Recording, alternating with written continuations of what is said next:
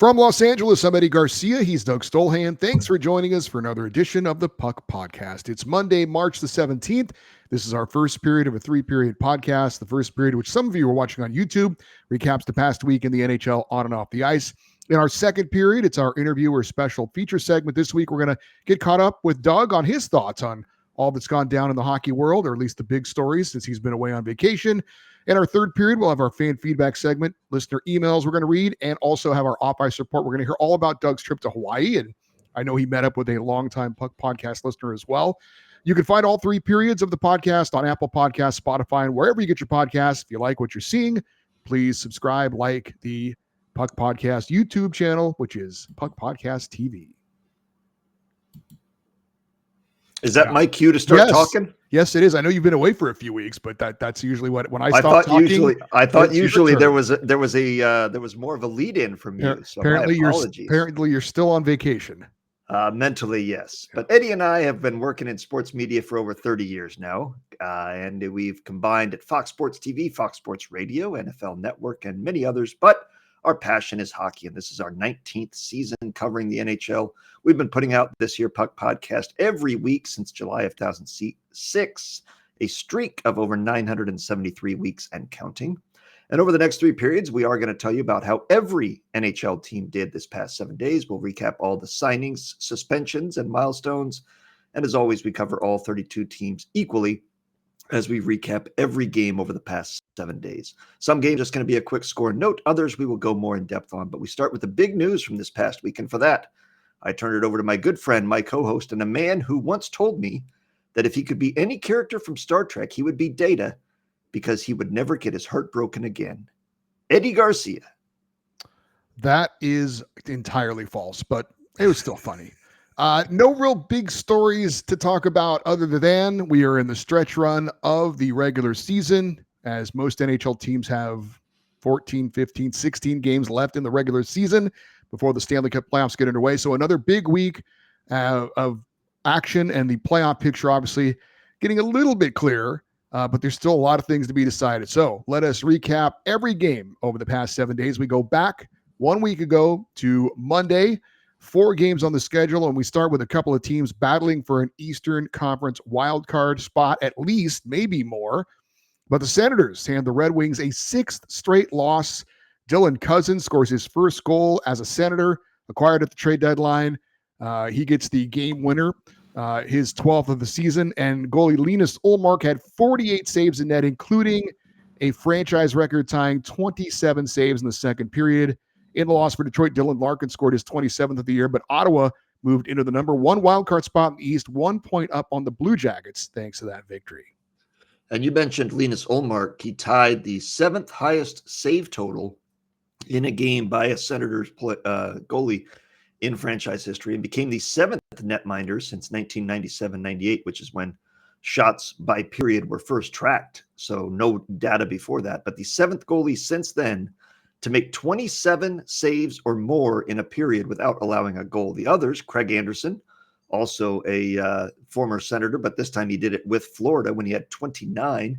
UC Saros with 28, Matt Murray with 28, Michael Neuvirth with 27, Jimmy Howard with 27, and Mike Dunham with 27 as well. So a hell of a period and a hell of a game from Linus Ullmark as he comes through with a big night there. And if you're watching on YouTube, you see all the names ahead of him. And again, that's most saves in a game in franchise history, which is why he's tied for 7th there with 48. But an incredible night, and that's a lot of shots against, but that's exactly the kind of game that the Senators went out and got Linus Ullmark for, is to come up with a big night in net, bail them out when the defense and the forwards are not doing their jobs in the defensive zone, when the other team's hot, make enough saves to get us a win, and he did exactly that, and a big win for them. Yeah, he had injury issues earlier in the year. He wasn't, playing out of his mind early on, but certainly has found his game of late. Hopefully he stays healthy, and he has done some magical things between the pipes for the Senators. We'll talk about another save he had coming up a little bit later on, the save maybe of the year. Maple Leafs down the Utah Hockey Club 4-3 in a shootout to move 2 points back of Florida for the top spot in the Atlantic Division. Toronto jumped out to a 3-0 lead with William Nylander scoring his 36th goal of the season. But Utah would score 3 straight to tie it up. The Leafs would need Mitch Marner's shootout game winner to get the 2 points. This was just the Leafs' second game all season that went to a shootout and their first shootout win of the season. They moved 2 points back of Florida for the Atlantic Division lead. One note for Utah, defenseman Juuso Valimaki underwent surgery for a torn ACL. He is done for the rest of the season. During the game he did? Yes, they did surgery on the ice in between periods. And everyone got to watch. They zoomed in on the Jumbotron. And if you wanted to, you could watch the surgery performed live there. It's a little bonus for the fans in Utah. Usually they do intermission, they have some fans go out there and race around on bikes or something and do something funny. Yeah. Surgery on a player. That's interesting.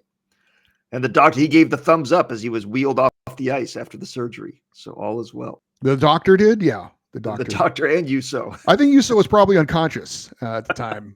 I would hope so. The doctor made him give the thumbs up as he was wheeled off the ice. He grabbed his hand and just held it up. That would be funny. Let's move on. What other games we had last Monday? We also had the Oilers losing in Buffalo to the Sabres 3-2. Tage Thompson, 2 goals, numbers 32 and 33. Alex Tuch added his 25th as Buffalo snapped a 6-game losing skid. Meanwhile, Edmonton had lost 7 out of their last 10 at that point.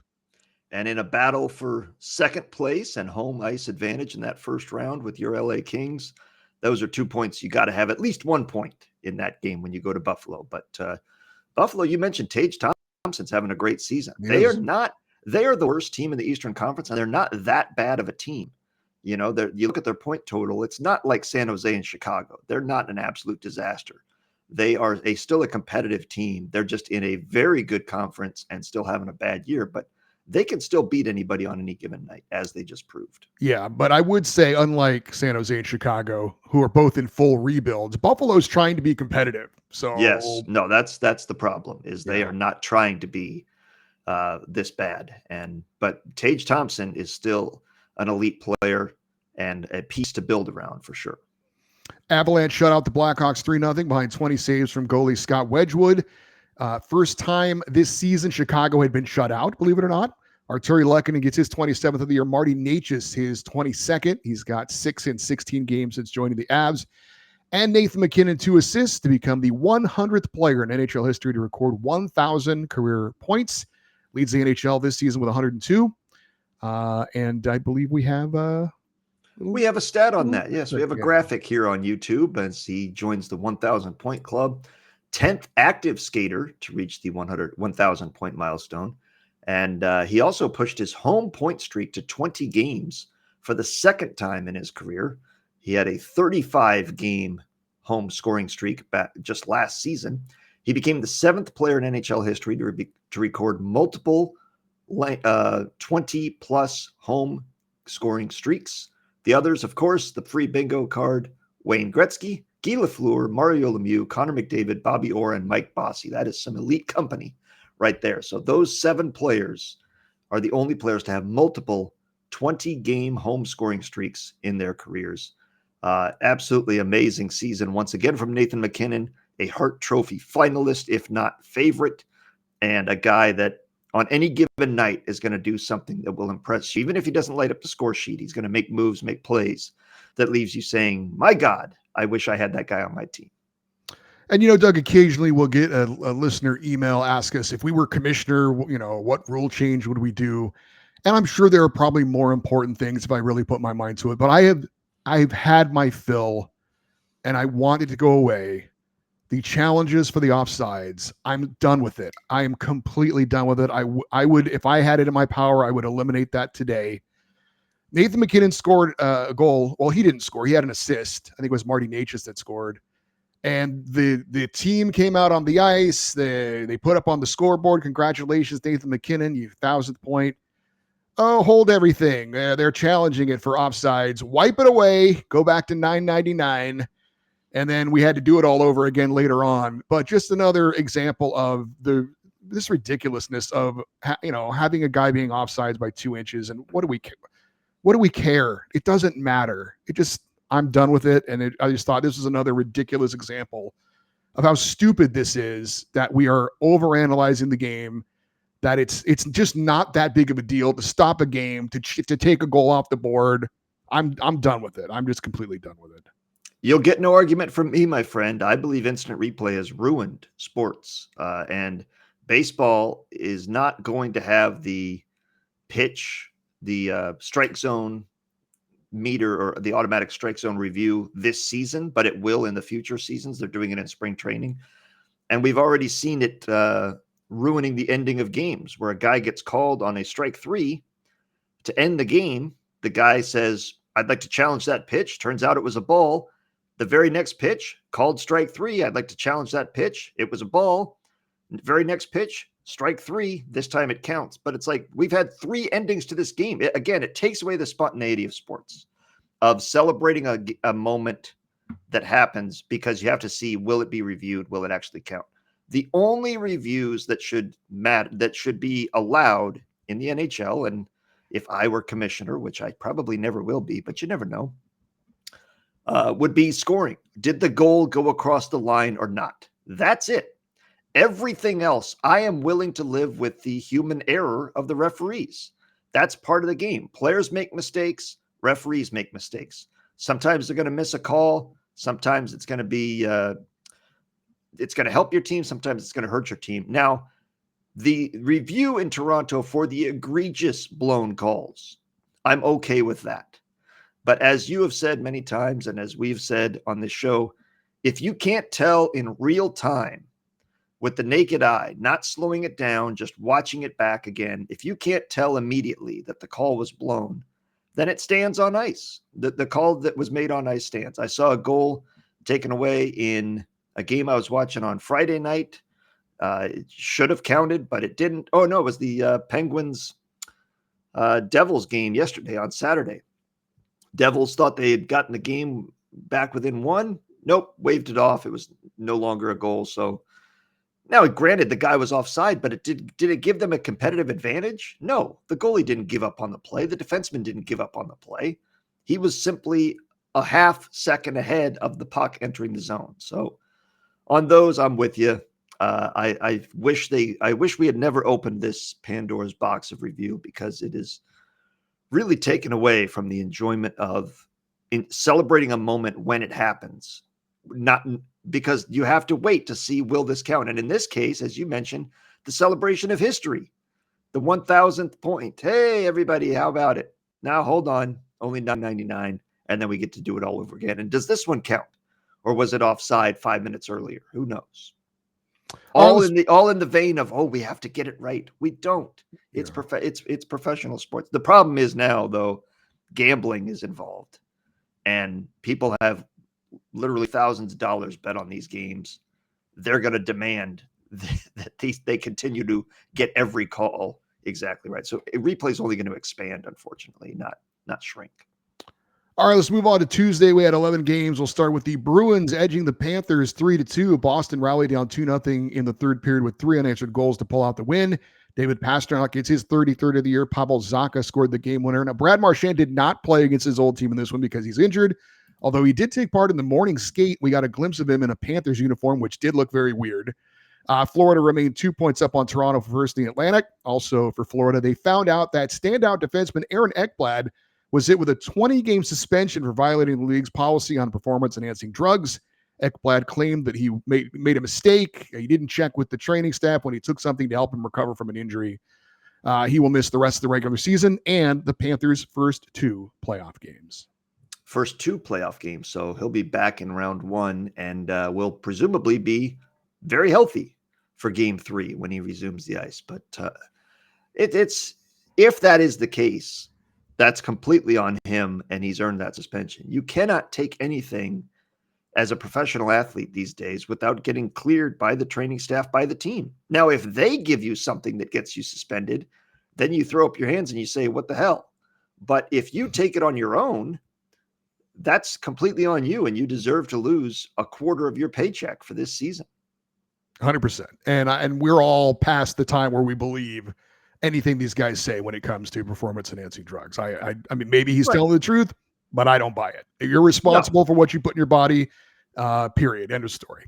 Yeah, this stuff will make you a sexual tyrannosaurus from the line from the what was that from? That was Predator? from Predator. Yes, that was Jesse the Body Ventura. Former governor of Minnesota. Yeah, putting a big old wad of tobacco in his mouth and saying that famous line that Doug just said. And Aaron Ekblad heard that from a guy at the gym and said, Yeah. well, pass it over, my friend. Sure.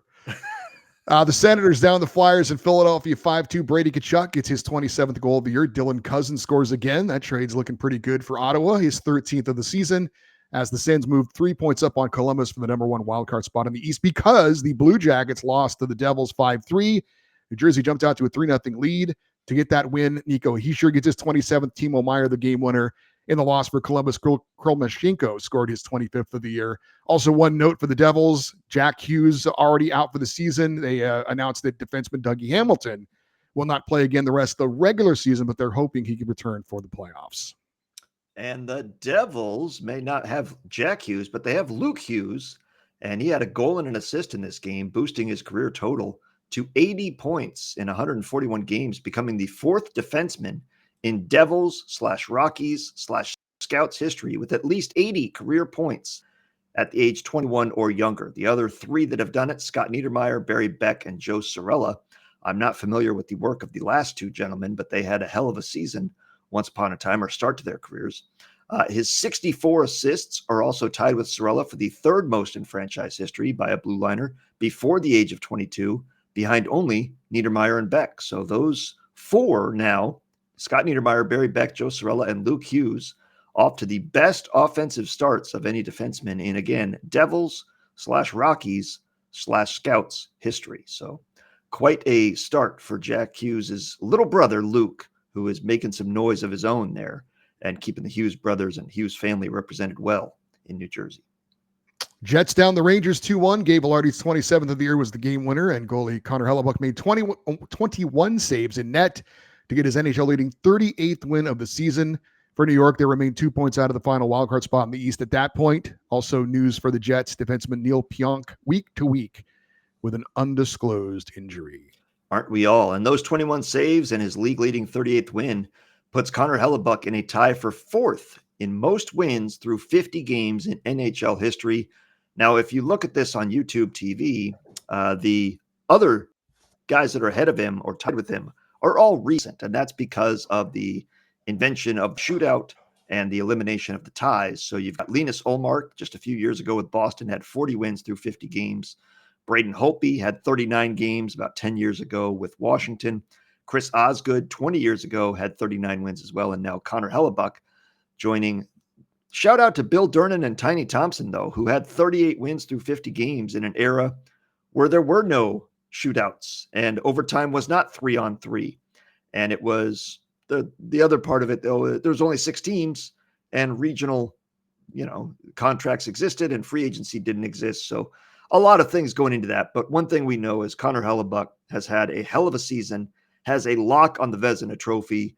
I mean, I'm sure there will be other finalists, but you're only going to go to the NHL awards. There's no reason to make that trip. That would be something if they said, no other finalists, just Connor.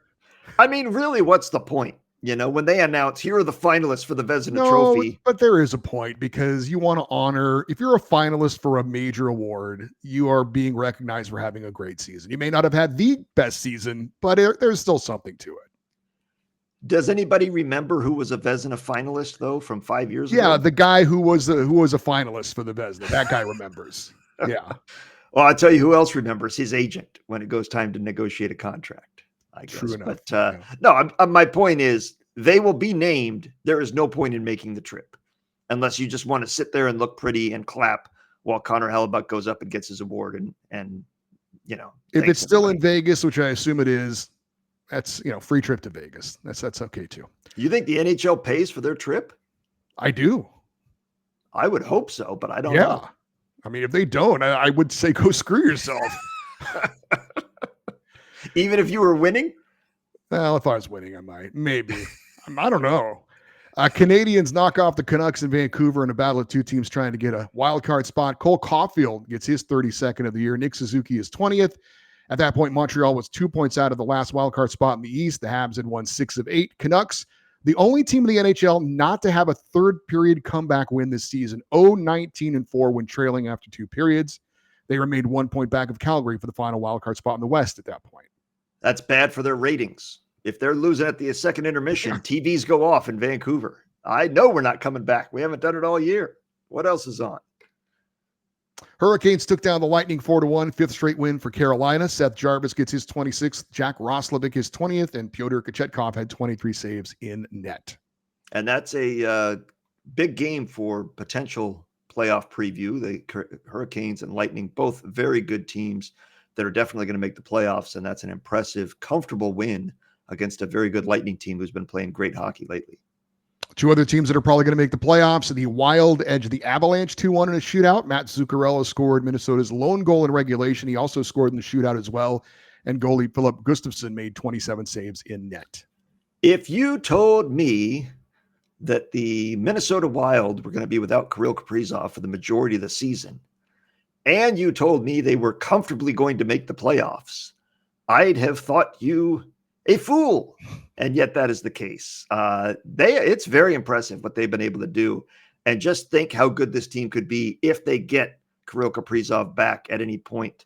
I don't know what his viability is for the playoffs, but if he's able to make it a return at any point, and certainly going into next season, it has to give them great confidence that they have a roster good enough to make the playoffs without him.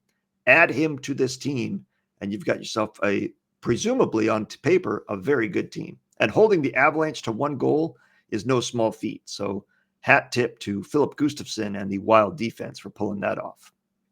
They have slid from second to third to the number 1 wildcard team in the West. That said, I do agree with your point. They are going to be the number 1 wildcard team out of the Western Conference, and you lose a key player like that, and they've had other injuries as well. Credit where credit is due to the Minnesota. And yeah, there's no shame in being behind the presumptive President's Trophy winner, the Dallas Stars and the Colorado Avalanche. You know, nobody thought they were going to beat any of those teams in the standings. We all kind of figured those would be the top 3 in some form or another. Maybe you believed somebody else would make a run, but for them to be above everybody else in the West, other than those 3, is pretty impressive. Penguins got by the Golden Knights 3-2 in overtime. Erik Karlsson gets the OT game winner for Pittsburgh, while Sidney Crosby had 2 goals, numbers 22 and 23. In the loss for Vegas, Pavel Dorofeev scored his 25th, and defenseman Noah Hanifin scored with 6 seconds left to pull the Golden Knights even, set it into overtime, so at least they do get a point out of it as they try and battle for the top spot in the Pacific Division. That is those hidden points in this season end up being big at the end of the year. When you can get that 1 point in a game you otherwise would have lost in regulation, that's a big point. And in a tightening Pacific Division standings, a big point for the Golden Knights.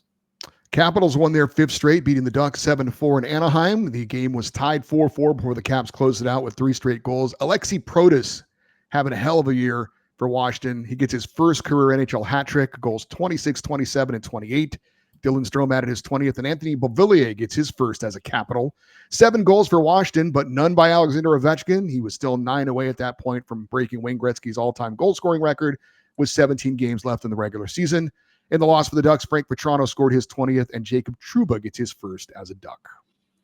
Well, you mentioned Alexi Protas having a hell of a year. Name somebody on Washington that isn't having a hell of a year. That entire team is exceeding expectations. You mentioned Pierre-Luc Dubois with a 3-point night, and he has, found his game all of a sudden after a lost season in Los Angeles, which he never really felt comfortable and would never really found a role to succeed. That trade has worked out gangbusters for him. A battle of the Strome brothers there, Dylan and Ryan, but Dylan getting the better with the goal and the victory. And Ovechkin with 3 assists and only 3 shots, but the guy is still a menace and is probably gets so much attention that he's like a number 1 receiver in the NFL. He's going to make other people open because of the defensive attention he gets when he's on the ice. Kings down the Islanders 4-1 in a weird game. The Islanders had 2 goals wiped away on goalie interference calls in the same period. They also went 0 for 8 on the power play in this one. Quentin Byfield for LA scored his 15th of the season in the win.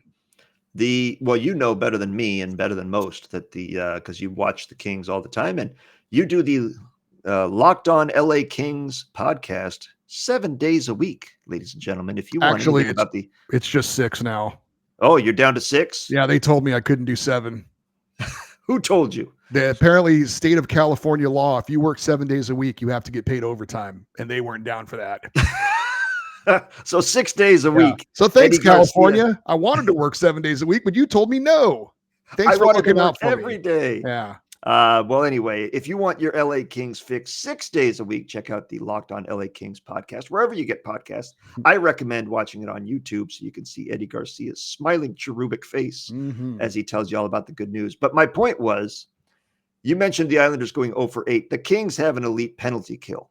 They have a garbage power play, but they have an elite penalty kill. And the Islanders have a terrible power play. So a historically bad. Yeah, and exactly. They are literally the worst power play in the league. And the Kings have one of the top 5 penalty kills. And as you said, put those two things together. 0 for 8. Yeah. And they were 2-minute power plays too. This was, sometimes you get like a partial power play and they count it as a power play. Yeah, no, these were 2 minutes. They had 16 minutes of power play, almost a full period. And they had a 2-man advantage too, and they couldn't score. Mamma mia. Yeah. That's where I'd be taking that Microsoft tablet and spiking it if I was the coach. I couldn't.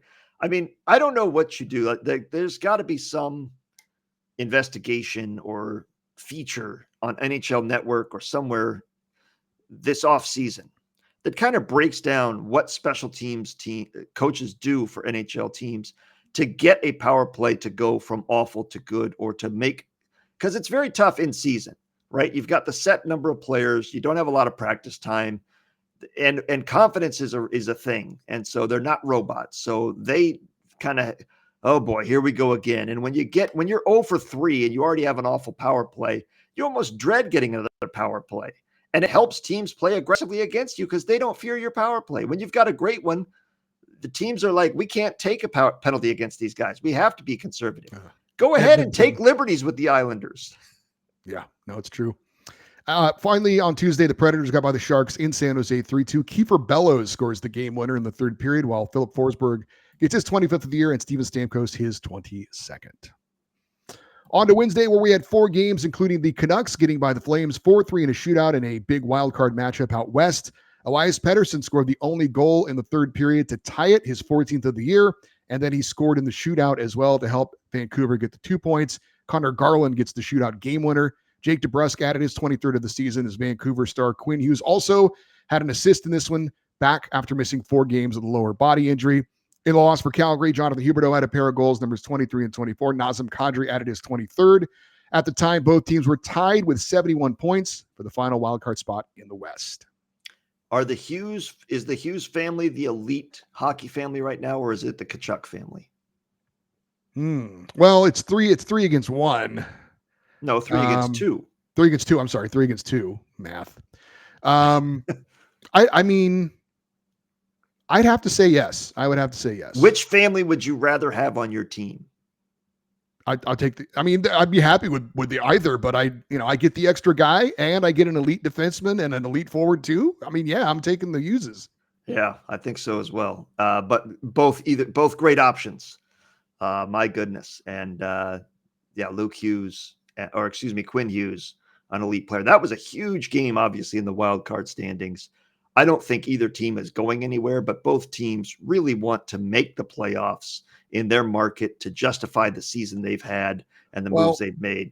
I mean, for Vancouver, you go from division champs to probably missing the playoffs. That's obviously really bad. For Calgary, I think in their heart, they probably wish they didn't make the playoffs because they know they're not going anywhere. But it's hard to tell your guys, hey, don't battle hard. Don't go out there you got young players. I mean, it's valuable experience for Dustin Wolf, the rookie goalie, to play in the playoffs and feel that energy, feel that emotion. And you never know. We saw the Blue Jackets beat the Lightning, the President's Trophy winner, in years past. We've seen your Kings make a run from the 8th seed.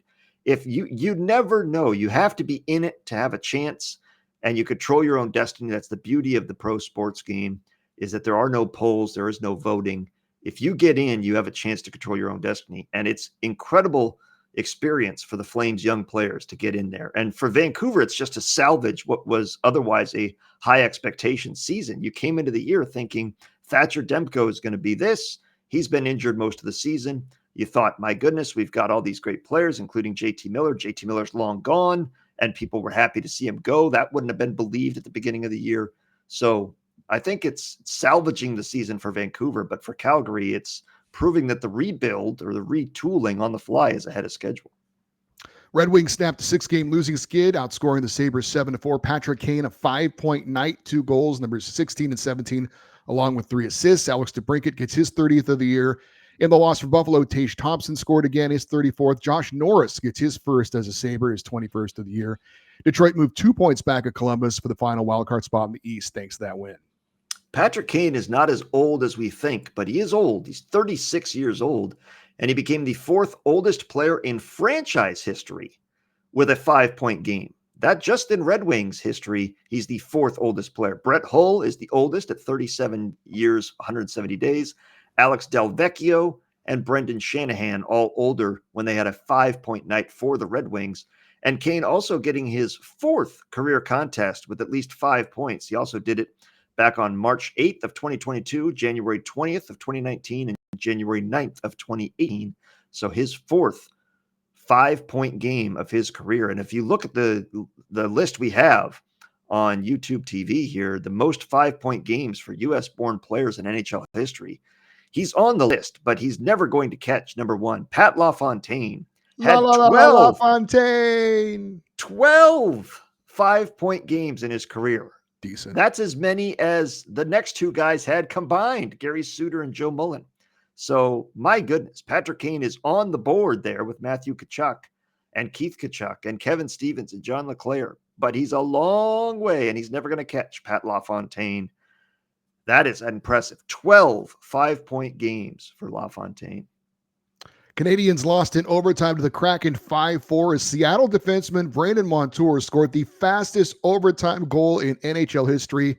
4 seconds. Opening faceoff of overtime, Chandler Stevenson pushes the puck ahead on the draw, and Montreal had no one back. They had all 3 players, as did Seattle, lined up in the faceoff area there. Right along center ice line. Yep. And Montour took off as soon as the puck was dropped. He claimed afterwards it was not a set play. He just took advantage of a situation and had a breakaway and scored to end the game. Second goal of the game for Montour, numbers 14 and 15. Also, Yanni Nyman get his first NHL goal ever for the Kraken. In the loss for for Montreal, Yuri Slafkovsky had a couple of goals, 13 and 14 for him. With the point, though, the Canadians did move 1 point back of Columbus for the final wildcard spot in the East. Now, there's no reason for him to lie, but it's hard to believe that was not a set play. And as I watched it multiple times, it almost looked like he was gone before the puck even hit the ice. Like he was definitely gone. He was definitely gone at the drop of the puck, I thought. I mean, not the drop, like as it left the linesman's hands. I don't think the puck had even hit the ice. So, and if it's not a set play, why is he taking off like a shot? Because if the Canadians why would Chandler Stevenson knock it that way instead of drawing it back? Of course, there was nobody behind him, wasn't there? So, well, anyway. But even so, if it wasn't a set play, it worked out incredibly well because the puck was dropped. Stevenson knocks it forward, wins it clean, knocks it right through the centerman for Montreal's legs. Montour is gone on a breakaway and scores 4 seconds in. And he tied the Kraken record for most points by a defenseman in a game, a mark he set back on October 29th when he posted 4 points against the Canadiens. And he became the 3rd defenseman to record multiple 4-point games this season. The others are Zach Werenski and Rasmus Dahlin. In the process, Montour also set the Kraken record for the most goals in a season by a blue liner, beating Vince Dunn, who had 14 back in 2022-23. So amazing night and moment for Brandon Montour, former Duck great, but a hell of a play and one that I would think teams are looking at as potential strategy there in overtime, because if you got a guy, and that was Brandon Montour, he's not known for his breakaway skills. God forbid you get a guy like Connor McDavid or Leon Draisaitl on a move like that. I mean, look out. And the risk, of course, is if the Canadiens are doing that, Montour's going one way, the Canadiens winger is going to go the other way, it's a easy goal the other way. So there is a risk, but it worked out beautifully. Utah Hockey Club trying to stay in the West wildcard race, edged the Ducks 3-2. Dylan Gunther's power play goal in the third period was the difference. Mason McTavish did get his 18th of the year in the loss for Anaheim. Utah moving 3 points back of Calgary for that last wildcard spot in the West. Moving on to Thursday, we had 9 games and a big Atlantic Division battle as the Panthers knock off the Maple Leafs in Toronto 3-2. Sam Bennett led the defending champs with a pair of power play goals, numbers 21 and 22 for him. And goalie Sergei Bobrovsky recorded career number 424 to pass Tony Esposito for 10th on the all-time wins list. Florida had won 7 of 8 at that point. In the loss, John Tavares scored his 22nd for Toronto. With that win, Florida extended its lead on the Maple Leafs to 4 points atop the Atlantic Division. Panthers are 2-0 against the Leafs this year. They'll meet 2 more times before the regular season ends. But that was hyped as a big game for the Leafs. And obviously it was a close game. They didn't get blown out or anything, but you consider that the Panthers don't have Matthew Tkachuk. They don't have Aaron Ekblad now. Brad Marchand hasn't joined them yet. And the Leafs lose at home. That's a bad loss for Toronto. Well, I mean, it's deflating. It gives them a lack of confidence, and kind of like the Wild without Kirill Kaprizov, to know that you can still beat the Maple Leafs in Toronto without 3 of your key players. One you've never had, of course, but 2 of your best players, maybe your best forward or your second best forward, and one of your best defensemen. That is a big confidence boost. But when you have Sergei Bobrovsky, the 10th winningest goalie in NHL history between the pipes, you always have a chance. And he joins Ed Belfour and Curtis Joseph as the 3rd undrafted goalie among the 10 winningest netminders in NHL history. How about that? Now, the draft was only introduced back in 1963, so this doesn't go back all the way in NHL history, but he is also among the top 2 in wins for multiple franchises. He's top 2 in wins for the Blue Jackets and the Florida Panthers. He's one of 5 goalies in league history that is a top 2 wins goalie for 2 different franchises. Roy Wouters, I should say, of the Brooklyn Americans and the Philadelphia Quakers also did it. Roberto Luongo with the Florida Panthers and Vancouver Canucks, and Marc-Andre Fleury for the Penguins and Vegas Golden Knights, and Clint Benedict, the Montreal Maroons, and a team I'm not even sure who it is. I'd have to find out. I'd have to click on this, but I wanted to see if you knew this, Eddie. The Philadelphia Quakers then went on to become the Pittsburgh Pirates. Did you know there was a Pittsburgh Pirates NHL team? I did, yeah. Do you have a jersey of the Pittsburgh Pirates? I do not. As a Pittsburgh Pirates baseball fan, I thought you might have done that. By the way, Sergei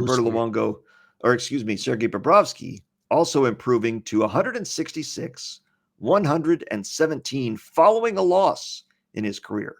He is one of 11 goalies in NHL history with at least 160 career victories following a loss. The 3rd active one, Marc-Andre Fleury, has 222 wins after a loss. Jonathan Quick with 179 wins following a loss. So historic night and historic career for Sergei Bobrovsky. Kings shut out the Capitals 3-0 behind 21 saves from goalie Darcy Kemper in his first game against the team that traded him to LA in the offseason. Kings, best home team in the NHL, knock off the Capitals, the best road team in the NHL. Kevin Fiala gets his 25th of the season. Quentin Byfield, his 16th. He's got 5 in 5 games at that point. And former King Pierre-Luc Dubois, who Doug mentioned earlier, traded to Washington for Darcy Kemper, booed throughout the game by the home fans. Obviously, no goal for Alexander Ovechkin because the Capitals had no goals, so he's still 9 away from Gretzky, 18 games left in the regular season at that point. Kings, by the way, 10-0 at home this season against teams that are currently in the top 3 in each division. How about that? We talked about it a few weeks ago when they had played their last road game and they ended that road trip, that they had a majority of their home games still going, and they were very strong at home this season. It's imperative, I would think, for them to have any chance of advancing very far to get that 2nd spot in the Pacific Division, because that would give them home ice advantage against the Oilers, who is almost assuredly going to be their first-round matchup. Potentially, Vegas could fall back in there, but they're running out of real estate for that to happen. But obviously, a great home record. Did the Kings give Pierre-Luc Dubois the welcome back video? They did, but it was also shared because Matt Roy, former Kings defenseman, was also playing his first game back in LA. So it was a shared welcome back to 2 guys. So it took a little bit of the sting out of it for Pierre-Luc Dubois to have it shared with two different people or another person. So there you If I was an NHL owner, one, I would never care about anything ever again because I'd be a billionaire. And two, it would be a team policy that we don't do that automatically. It's for players that earned it, players that actually we are sad to see go or happy to see come back.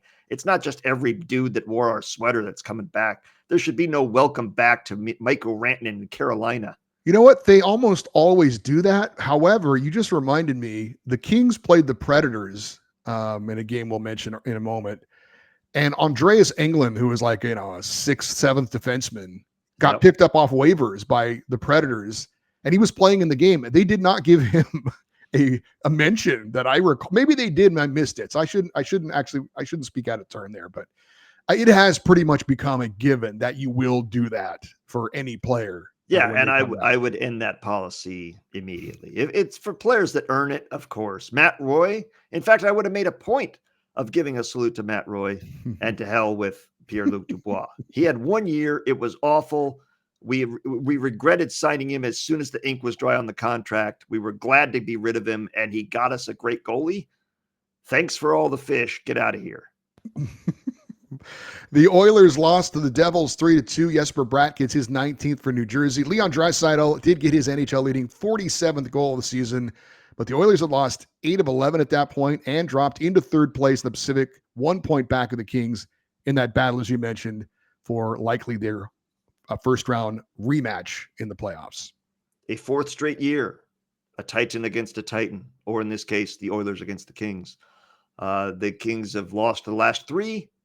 They've had the Oilers have had home ice advantage in all 3 previous matchups. Is that correct? That is correct, yes. So if history repeats itself and Edmonton gets home ice advantage, the Kings are not a good road team this year.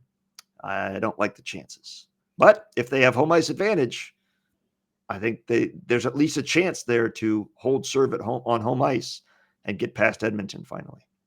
Senators beat the Bruins 6-3 for their 5th straight win. Drake Batherson had a pair of goals for Ottawa, numbers 17 and 18 on the season for him. And goalie Linus Ullmark beat his old team with 22 saves, including a diving save through the crease. That was, if not the best save of the year, one of the most spectacular saves of the season. In the loss for Boston, David Pastrnak scores again his 34th of the season, and Jeremy Swayman allowed 4 goals on 15 shots before getting pulled in this one. Yeah, the pass went from Ullmark's right to his left, and then there was a one-timer into what was, to the Bruins shooter, an open net. And Ullmark dove to his left, made the glove save, held on to it. My only problem with that, I loved it, and the Senators fans obviously loved it. Standing ovation after that one. My only problem was it's an unnecessary risk. When you watch it replay, if you go back and watch this save, you see the way he lands on his shoulder. I don't want him getting injured. As you mentioned, he's had injury problems. I love the competitiveness, but this isn't the playoffs yet. This isn't a win or go home game, and we're comfortably beating this team. I'm okay. I don't want to say I'm okay with him not doing that, but I would hold my breath when I watch that, because God forbid he hurts his shoulder and has to miss more time as we get ready for the games that really do matter. In that game, though, Dylan Cousins becoming the 7th player in Senators history to begin his tenure with the franchise with a 4-game point streak. He has 2 goals and 2 assists, 1 point in every game so far in his first 4 games with Ottawa. The others, Danny Heatley, by the way, had 22-game scoring streak to start his career with the Senators. My goodness, that's good. Philip Kuba had 8 games. Chris Tierney had 7. Alexander Daig had 7 as well. Daniel Alfredson 5, and Sylvain Turgeon with 4. That save by Linus Ullmark, though, was finger-licking good, sensational, stand up and applaud. And if you're the Bruins, nothing you can do but say, damn, I wish we hadn't traded that dude. Pacific Division leading Golden Knights shut out the Blue Jackets 4-0 in Columbus behind 27 saves from goalie Aiden Hill. More news on him coming up later. Pavel Dorofeev added his 26th of the season. Jack Eichel had an assist to set a new franchise record for points in a season with 79, passing teammate William Karlsson, who had the record. The most points in a season is 79? Apparently. I find that hard to believe. Well, I'm going to look that up. You're welcome to check my work. Continue on. I'm just Believe me, I just copy and paste. I'm not. You think I'm researching everything I say on this? Hardly. The Rangers got a much-needed 2 points with a 3-2 overtime win over the Wild. Defenseman Braden Schneider scored the overtime game winner, helped New York move back into a tie with Columbus for the final wildcard spot in the East. One Rangers note, future Hall of Fame goalie Jonathan Quick will play at least one more season, agreeing on a one-year, $1.55 million deal to continue to be the backup to Igor Shesterkin. You are correct. The note you copied is correct. That's stunning that they'd never had a player with 80 points before. This is a team that's won a Stanley Cup. Been to the Stanley Cup final multiple times. They never had a point-per-game player. They never even had somebody with 80 points in a season. Wow. Apparently not. Nope. They have now. Jack Eichel's got 80. It's kind of like the Padres all-time home run leader. The guy's got like 150. And you're like, that's it? That's like 3 good seasons for a guy these days. Yeah, well, nobody hits the long ball for that team ever. My God. Now, that's hard to believe. Impressive. Blues fell to the Penguins 5-3. Ryan Graves and Connor Dewar each had their first goals of the season for Pittsburgh. Rickard Rakell added his 30th. In the loss for St. Louis, Dylan Holloway had his 21st. Jordan Binnington pulled in the third period after allowing a 4th goal, and St. Louis remained 2 points out of the final wildcard spot in the West. I'd be a little pissed if I was a Pittsburgh Penguins fan. They're playing good hockey right now. Where's this been all year? You know who's also playing good hockey, and I got to give him up. Well, we'll wait until we get his Saturday game, but there's a guy I want to mention and give him a little stick tap because he's playing good hockey and in an otherwise difficult situation. Lightning lost to the Flyers 4-3 in a shootout. For Philadelphia, Bobby Brink had 2 goals, numbers 9 and 10. Owen Tippett gets the game winner in the shootout. And the Sharks knocked off the Blackhawks 4-2. Colin Graff had his first multi-goal game of his NHL career, 2 goals, numbers 3 and 4 this season. Tyler Toffoli gets his 25th of the season. Sharks with a little home schedule here of first-round draft pick competition. They played the Predators on Tuesday and now the Blackhawks on Thursday, and they win both of them. No, keep losing. We need more players like Macklin Celebrini. By the way, some big Sharks news coming up a little bit later on. Big Sharks news. As in ocean? Pardon? As in like sharks in the ocean? No. Okay. It's hockey. This is a hockey show. Big San Jose Sharks news. That's correct. I gotcha. Okay. 6 games on Friday. We had a battle of the top 2 teams in the Central with the Jets rolling over the Stars 4-3. Kyle Connor scored twice, numbers 34 and 35. Connor Hellebuck, 25 saves in net for his 39th win of the season. In the loss for Dallas, Mason Marchment scored a late goal to avoid Dallas being shut out in this one. With the win, Winnipeg increased its lead over Dallas for first in the division to 11 points. Are we ready to call the election here for Winnipeg as Central Division champions? Well, I called that before I left on the cruise. I will clarify it was 4-1, the score. You said it was 4-3. Thank you. Yes. Not only has Winnipeg won the division, they've won the conference. They've clinched the number 1 seed in the Western Conference. All that is left is the battle for the President's Trophy. If they want it, there is, of course, the President's Trophy curse that some believe in. I would think you would want it. I would want to have the best regular season in the entire NHL. I would think that would be a nice accomplishment to have as a team, but they are absolutely going to win the division. No doubt about it. Avalanche down the Flames in Calgary 4-2. Parker Kelly had a pair of goals for Colorado, numbers 6 and 7, his first multi-goal game of the season. Might have been the first of his career. Defenseman Ryan Lindgren scored his first goal as a member of the Avs. Colorado improving to 7-0-1 in their last 8 and moved just 2 points back of the Stars for second. And home ice advantage in a likely first-round playoff matchup that is going to be incredible. In the loss for Calgary, Jonathan Huberdeau, 1 goal, 25th of the season. Calgary remained tied for the final wildcard spot in the West with Vancouver. The Flames did not have forward Connor Zary in this one, serving game 1 of a 2-game suspension for an elbow to the head of Vancouver's Elias Pettersson. Also, Flames news, forward Michael Backlund listed as week to week with an upper body injury. Parker Kelly can't lose. Yes. You remember that show? I sure do. That was one of your favorite shows back then. Not many other people probably remember that show, but I do remember that show. Yeah. What is it time for, Eddie? The old colonoscopy. That is correct. Time to schedule your colonoscopy. Check in. Get your shingles shots and vaccines. If you remember that show, Parker Kelly can't lose.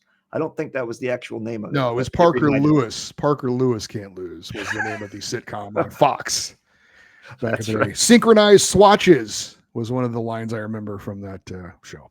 I don't remember that Yeah, line. it's again the stuff that's in here. It's, I couldn't name you scary. one person from that show, but I remember the look of them. I unfortunately can, and we're going to move on now. The Oilers got by the Islanders in New York 2-1 in overtime. Leon Draisaitl, both goals for Edmonton, numbers 48 and 49 on the season. Calvin Pickard in net got the victory with 24 save performance.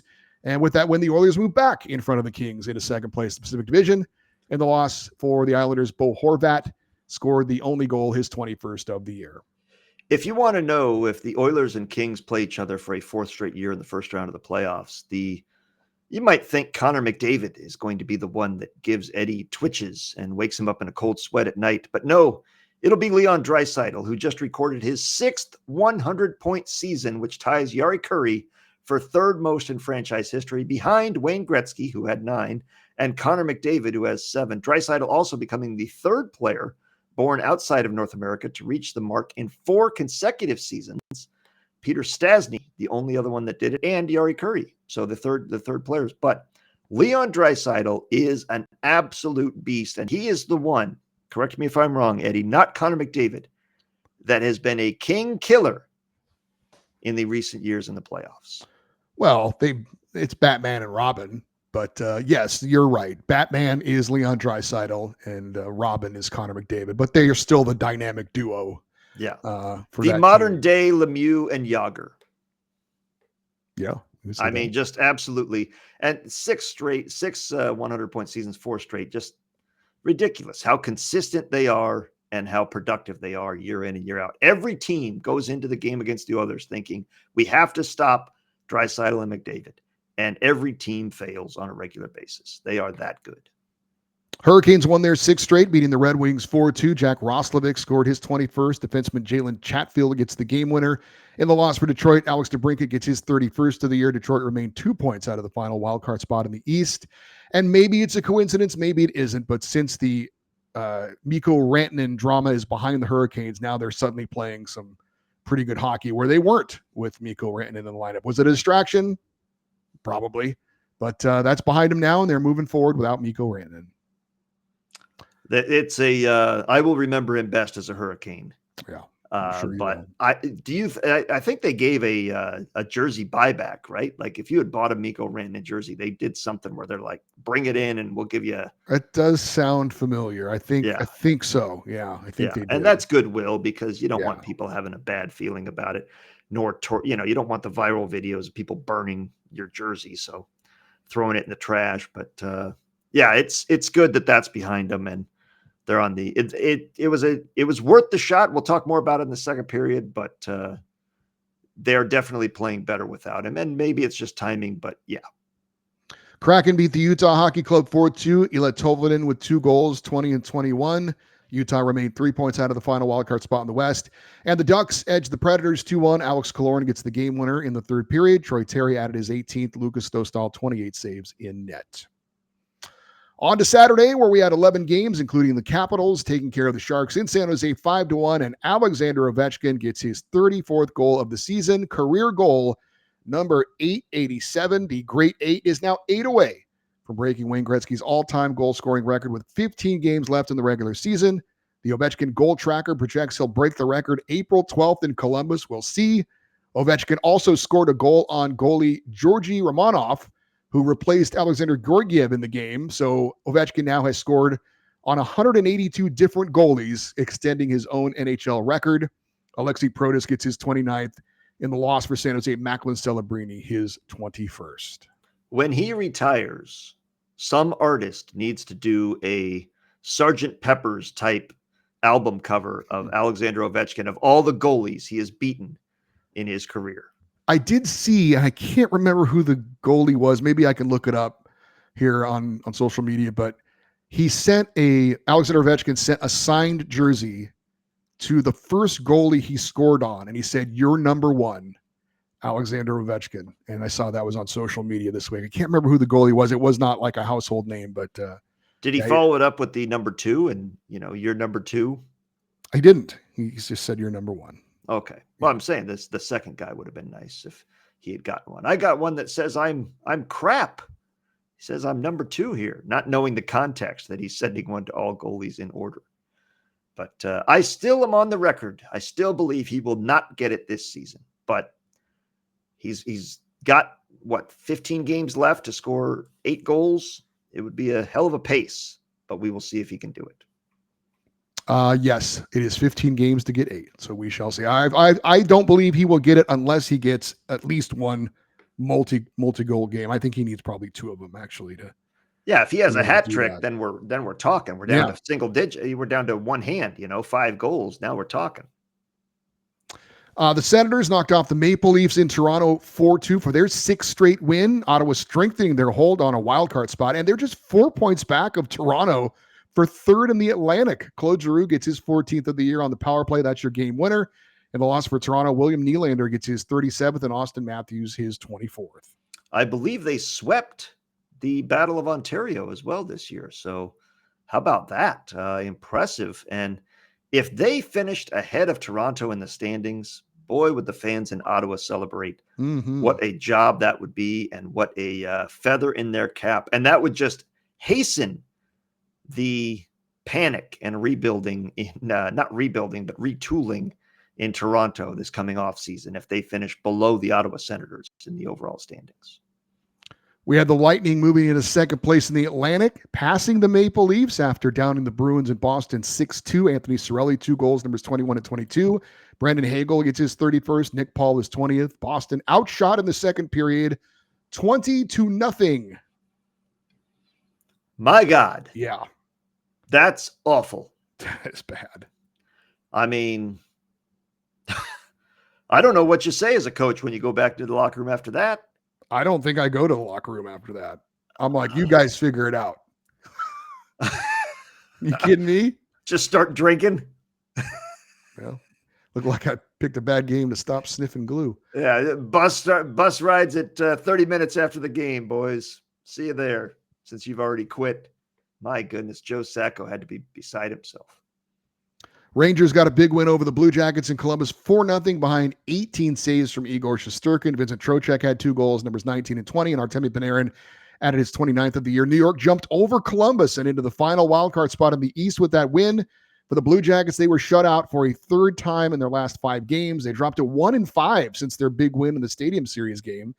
And Columbus goalie Elvis Merzlikins is now unavailable indefinitely due to personal reasons. Daniil Tarasev started this game, and Jet Greaves has been called up from the AHL. Absolutely awful time for the Blue Jackets to go into a scoring slump and to lose their number 1 goalie.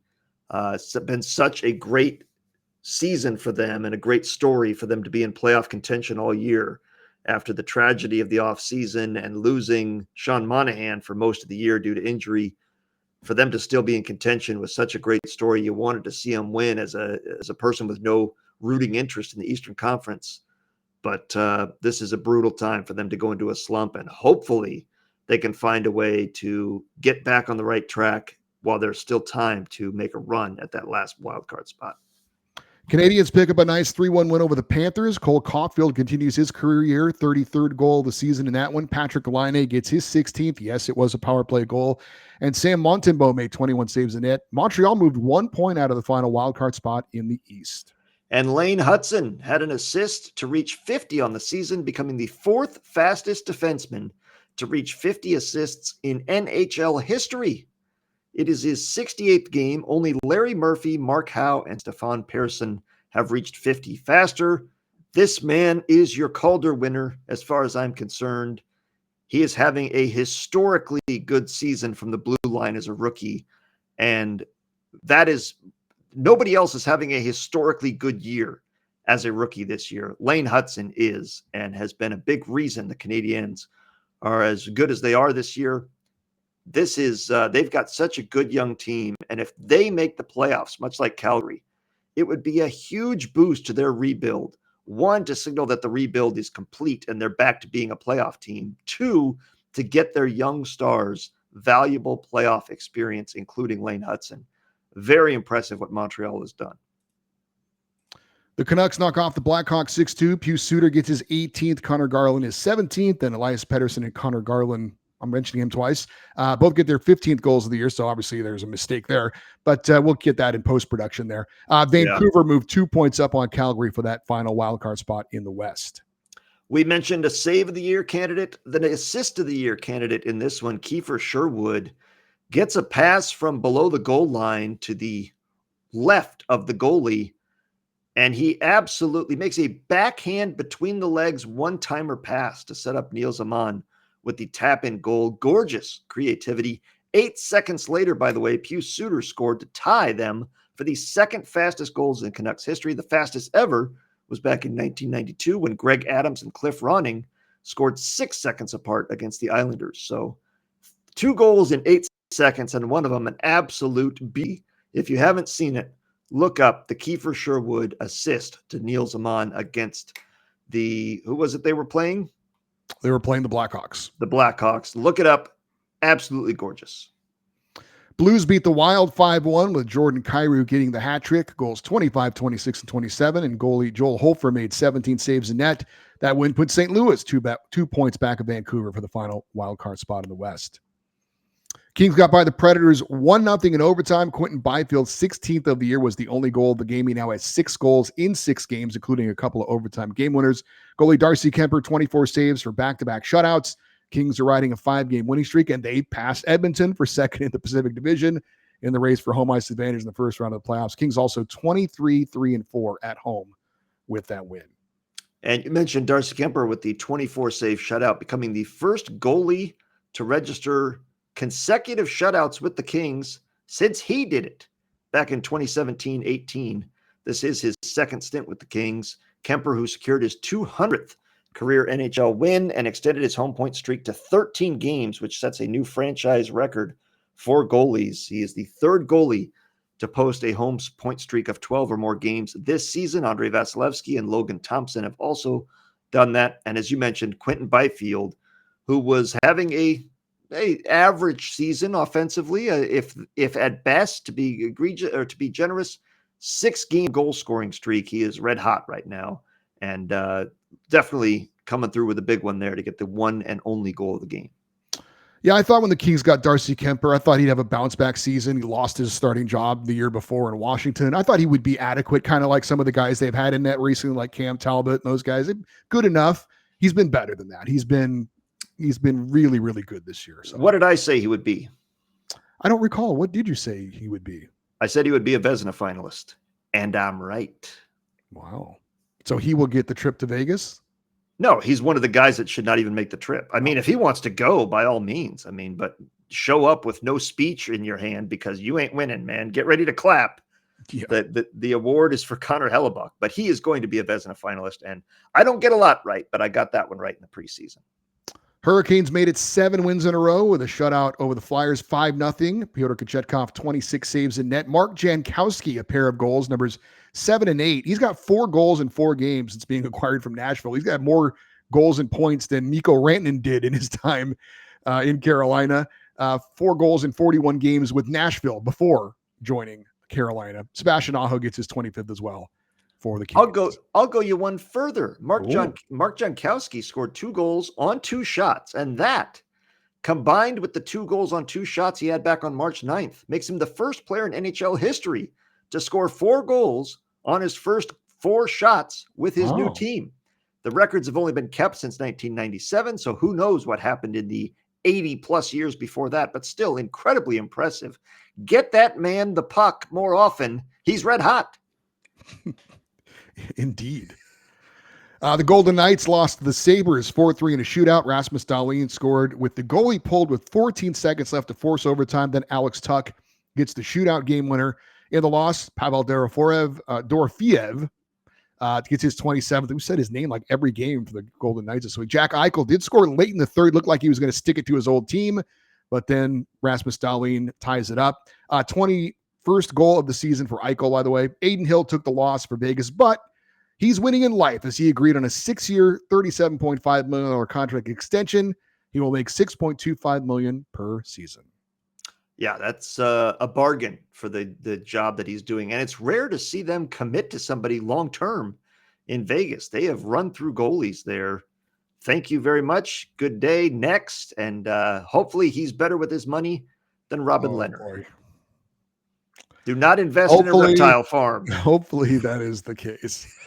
The Penguins roll over the Devils 7-3. Connor Dewar, recent acquisition from Toronto, 2 goals, numbers 2 and 3 on the season. Ricard Raquel gets his 31st. And Tristan Jarry, back up from the minors, now 4-0 since he returned from the AHL.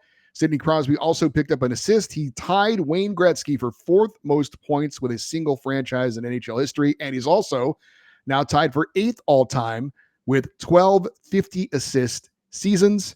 In the loss for New Jersey, Nico Hischier is 28th. Goalie Jacob Markstrom allowed 6 goals on 22 shots. Well, that was the guy I wanted to mention and give the stick tap to was Tristan Jarry. He got put on waivers. He went to the minors. He's come back, and he has been playing great lately for Pittsburgh. So good for him to keep all in one season. Didn't have the offseason to think about it and get better. He did not hit rock bottom, and he came back strong. And you mentioned Sidney Crosby factoring in on just one of the club's 7 goals in the high-scoring game. This was a laugher for Pittsburgh early. New Jersey made it a game, and then Pittsburgh pulled away late. But he is tied for 8th most in NHL history with 50 assist seasons. And as you mentioned, matching Wayne Gretzky for most points with a single franchise, one that he will assuredly beat very soon. There are 2 Red Wings and 2 Penguins among the top 4 in that one, as you can imagine, those 2 historic franchises. But Crosby also zeroing in on passing Gretzky on another list, the most point per game seasons in NHL history. They are tied right now at 19. Crosby currently needs only 7 more points this season to become the first player in NHL history with 20 point per game seasons in his career. And I like his chances to get 7 points the rest of this season. And we wrap it up with 7 games on Sunday and what is almost assuredly a first-round playoff preview. The Avalanche get by the Stars 4-3 in overtime. Hell of a game, and I cannot wait for this first-round playoff matchup. Unfortunately, a very good team is going to be out in the first round, but this should be great hockey. Dallas scoring 2 goals in 20 seconds in the third period to tie it, but the Avs win it on a Cale Makar goal in overtime, his 25th of the year. Marty Necas scored his 23rd, Valeri Nichushkin his 17th, and Colorado's won 9 in a row at home. For Dallas in the loss, Jason Robertson gets his 29th, Matt Duchene his 26th. And in his first game against his old team, Mikko Rantanen had 1 assist. Dallas's lead on Colorado for second in the division, and home ice advantage in the first round is down to 2 points. I believe, you'll have to correct me if I'm wrong because you watched this game, but I believe that Mikko Rantanen got a very warm reception from the Colorado fans in his return to Colorado. Is that correct? I did watch this game. I was doing other things while it was on, so I honestly did not notice what kind of a reception he did get. So I cannot, unfortunately, corroborate your assertion that he got a warm reception there. But I mean, honestly, he helped him win a cup. He has said on the record he didn't want to get traded. So he didn't force his way out. This isn't a Marty St. Louis situation. I could understand him not getting a lot of booze there. I could get that. Yeah. Correct. Yeah. Cale Makar, by the way, one of 4 blue liners in NHL history to average at least 1 point per game in his career with a minimum of 100 games. He has 414 points in 383 games. The others, by the way, are Bobby Orr, Harry Cameron, and Paul Coffey. I'm not familiar with Harry Cameron's work. I know Eddie remembers him, but Eddie is older than I am. But I do know Bobby Orr and Paul Coffey were great players, and Cale Makar is in elite company with that one. So if that is a playoff preview, and we're going to get to the standings and the potential playoff races here in a second, but that is one of many great 2-3 matchups across the league.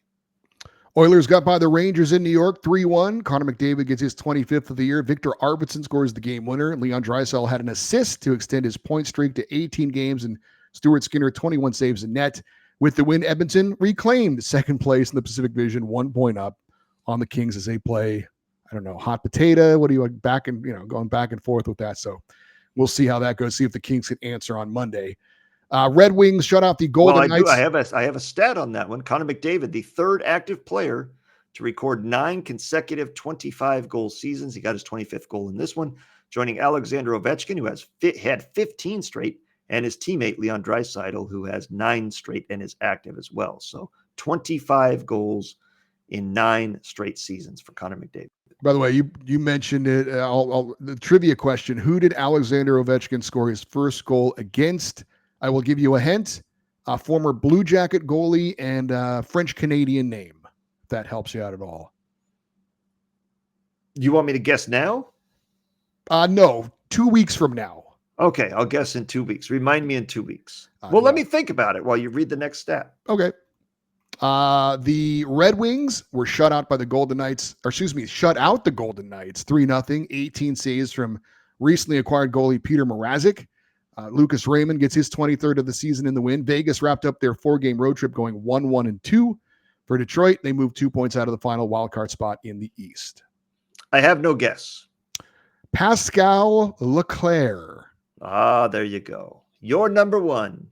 Speaking of number one, Peter Mrazek getting his shutout with the Detroit Red Wings. He is a former Detroit Red Wing as well, and he is now 5th in NHL history for the longest span between shutouts with the same franchise, beating who was 5th, Darcy Kemper with your LA Kings, who went 2,465 days between shutouts.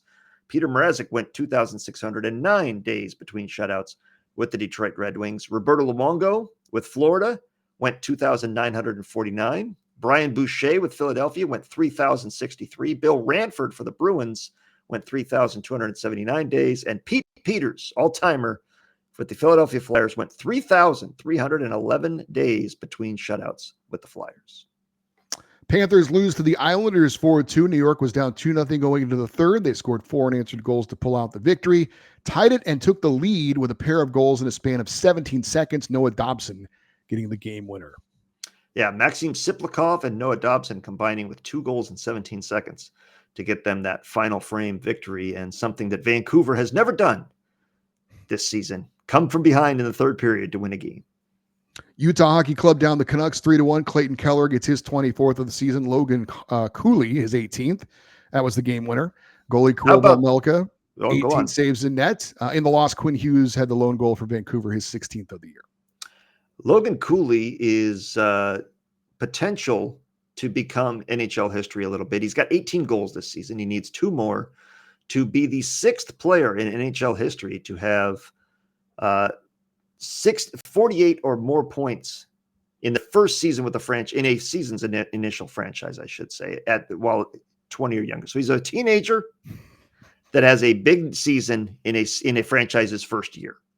Okay. That's what I'm getting at. The record, of course, is the free space Wayne Gretzky. He had 137 as a teenager in Edmonton's first year as an NHL team.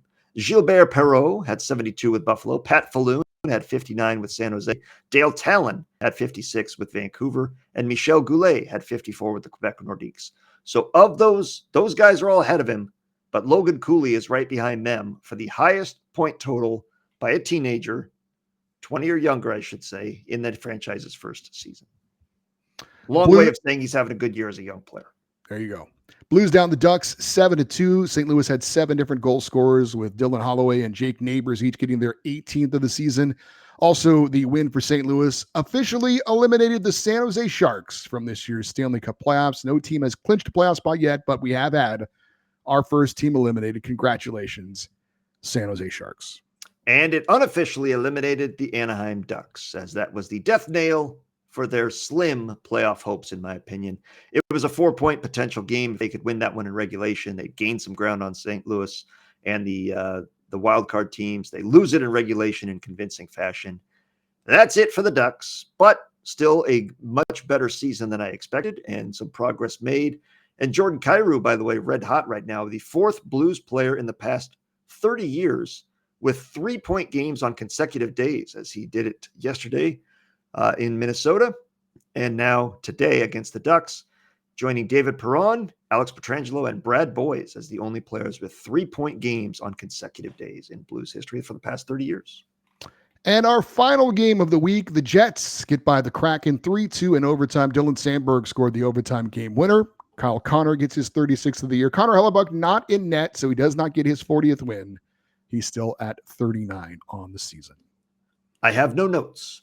on that game. Then we go to the standings and update you on what the standings are as we start a new week here in the NHL. We will start over in the Eastern Conference and the Atlantic Division, where your defending Stanley Cup champion Florida Panthers are on top with 85 points, record of 41-24-3. They've got a 4-point lead on Tampa Bay, who has 81 points. Toronto also 81 points, but Tampa Bay right now has the tiebreaker. That gives them second place. Toronto is in third.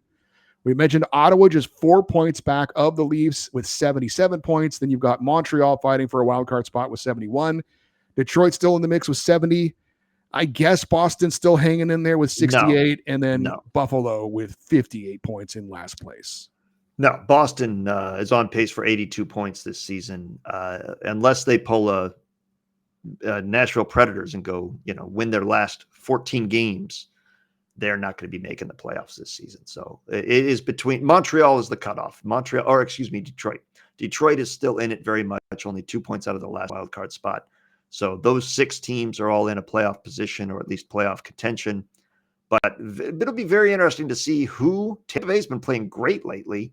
And if they can end up taking that home ice advantage away from Toronto, that would be devastating for the Maple Leafs' long-term playoff chances, I would think. And if Toronto, God forbid, slips into a wild card spot, heads will roll in Toronto as panic will be felt throughout the country.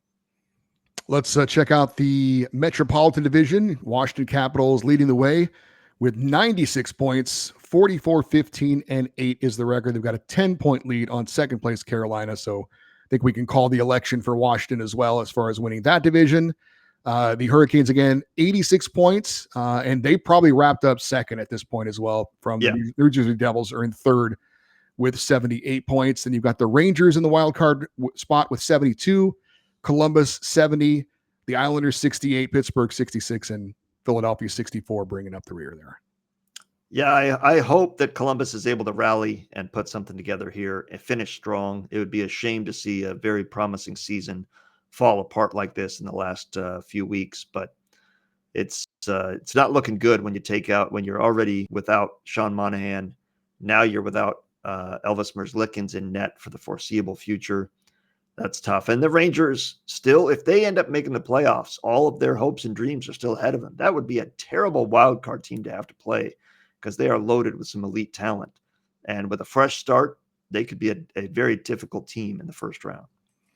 As for the Eastern Conference wildcard race, we mentioned Ottawa, 77 points, the number one wildcard team, looking strong to get into the playoffs. I think a 7 or 8 year playoff drought for the Senators. Rangers right now are the number 2 wildcard with 72 points, 1 point better than the Canadiens, 2 points better than both the Blue Jackets and the Red Wings. Yeah, I mean, I get that the Islanders and Boston is on there, but I would be very surprised if either of those teams went on a run significant enough to pass 4 or 5 teams and make the wild card. So if the playoffs started today, which of course they don't, you would have the Panthers versus the Rangers in the first round, Maple Leafs versus the Lightning, Hurricanes versus the Devils, and Senators against the Capitals. I don't know what has to happen mathematically. Well, I guess I do. Ottawa would have to fall apart here, or New York would have to get red hot. But I would love to see a Tkachuk versus Tkachuk first round if it could happen. If Florida would play, in fact, I think that would be what's in line right now, right? Florida would be playing Ottawa in the first round. I think you said Florida would be playing the Rangers. It would be Florida versus Ottawa. That would be delicious. Well, the Rangers are the number 2 wildcard team. And the Capitals are the number 1 team. Okay, you're correct. You are correct. So Capitals, Rangers, and Panthers, Senators. So stay where it is. Let the Panthers win the Atlantic. Let the Senators win the number 1 wildcard spot. And we will get a Tkachuk brother matchup in that first round. I think that would be fantastic. Let's check the West. We'll start in the Central. Winnipeg out in front, 98 points, 47-17-4 the record, 12-point lead on Dallas. And then you've got that great 2-3 race matchup going down the stretch. Who gets home ice right now? It's the Stars in front of the Avs by 2 points. Dallas also has 2 games in hand on Colorado, but that will be a wonderful first-round playoff matchup for sure. Minnesota is in 4th place in the Central with 79 points. Then you've got St. Louis with 73, Utah 71, and then Nashville and Chicago rounding it out. And just to clarify for those that are listening, it is an 11-point lead between Winnipeg and Dallas in the, but it is still enough that it is What did I clinched. say? 12? Yeah. Math. It's essentially clinched for Winnipeg, but they are going to be first place. Dallas and Colorado fighting for home ice. Dallas has 2 games in hand and a 2-point lead, so that advantage seems to be in Dallas's favor, but anything is possible with those teams. And Minnesota seems to have a wild card spot all but clinched and will be making the playoffs and control their own destiny. In the Pacific, you've got Vegas on top with 86 points, record of 39-20-8. They've got a 4-point lead on Edmonton. Oilers are in second place with 82 points. They've got a 1-point lead on LA with 81 points. So still pretty much to be decided there in the Pacific. We'll see how it goes. Very much. Vancouver is in fourth place. They're a wild card team with 73, 2 points better than Calgary, who has 71. Then you've got the Ducks, Kraken, and Sharks rounding out the Pacific. Yeah, I would say it's going to be a hell of a battle for that last wild card spot. I don't think that team is going anywhere. Unlike the Rangers, I don't think Vancouver or Calgary, it would be a dangerous team in the first round, but anything is possible, and we've seen that many times in the past. So let's take a look at the wild card standings, where Minnesota currently has that first spot, I think, all but locked up. They're not going to catch and pass Colorado for third. Agreed. And they're not going to fall out of a wild card spot. And I don't think they're going to fall into the second wild card spot. So they're going to be the number 1 wild card with 79 points. 6-point lead over Vancouver for that second spot. But that's where it gets juicy, where Vancouver, St. Louis are tied right now. Vancouver has the tiebreaker by having fewer games played. They have the exact same number of regulation wins and regulation overtime wins. So 1 game in hand, though, for Vancouver gives them a tiebreaker as of now. Calgary and Utah, both 2 points back. I think it would be great for Utah in their first year as a franchise to make the playoffs and give those fans a taste of playoff hockey. It would be fun to see if they could make it. And so as a fan with no rooting interest, I will be rooting for Utah to make it. But I know Calgary, St. Louis, and Vancouver fans will be rooting for their teams to make it, of course. So if the playoffs ended today, which of course they do not, what would our playoff matchups be, Eddie Garcia? You would have Jets versus Canucks, Wild versus Golden Knights, Stars versus Avalanche, and Kings versus Oilers. And of those 2-3 matchups, Tampa Bay, Toronto is a great matchup. Obviously, Dallas, Colorado is a great matchup. Edmonton, LA is a good matchup. Those are 3 very good teams that are going to be going home in the first round and having and then those are 3 fan bases that are going to be complaining, this playoff format needs to change. We shouldn't be playing such good teams in the first round, but it's compelling television in that first round. Those are going to be 3 great matchups to watch. Not so much with Carolina and New Jersey with Jack Hughes out of the lineup. I don't like Carolina's chances. Dougie Hamilton may or may not be fully healthy in that one either. And Carolina is an elite home team. So I don't like New Jersey's chances if they even hold on for that spot. New York still has an outside chance to catch and pass them for that third playoff spot in the Metro. All right, that was the week that was in the NHL. Anything to add, Doug, before we wrap up this first period? It's good to see hockey again. There's not a lot of hockey to be seen on a cruise ship at sea, nor do I want to sit down and watch a 3-hour hockey game while I'm on vacation and out and so many fun things to do. But it was nice to sit down and watch some games these last 4 days. All right, that'll do it for our first period and our YouTube show. If you enjoyed this and you want to hear more, check out the remaining 2 periods of the show on our podcast. Search Puck Podcast on Apple Podcasts, Spotify, and wherever you get your podcasts. If you're listening to the podcast right now, the second and third periods are coming up. And if you're watching on YouTube, I'm Eddie Garcia. He's Doug Stolhand. We'll talk to you next Monday with another edition of the Puck Podcast.